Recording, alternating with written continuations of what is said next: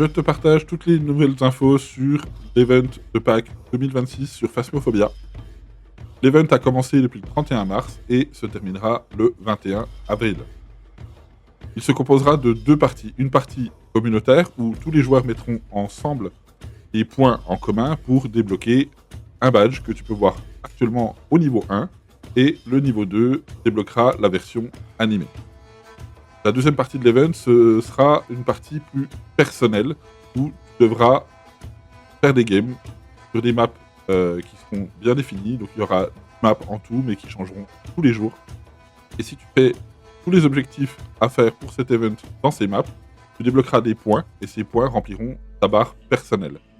Et au niveau des récompenses, tu récupéreras des cosmétiques que je te montrerai après et tu pourras aussi débloquer le trophée. Et si tu l'as déjà débloqué, tu pourras l'améliorer.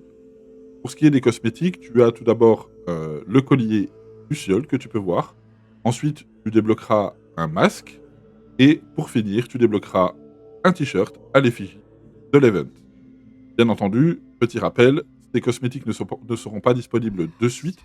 Ils sortiront uniquement quand la mise à jour des cosmétiques sera débloquée. Donc, ça sera automatiquement débloqué quand la mise à jour sortira.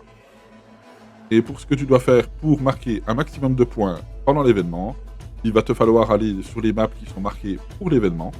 Et une fois dans la maison, tu devras bien entendu identifier le fantôme correctement, faire les quêtes annexes et tu devras dévoiler les petits esprits de la forêt. Ce sont autres que des lapins. Et les lapins sont invisibles. Donc tu devras trouver des nids, il y a des œufs dedans, et entendre ce bruit.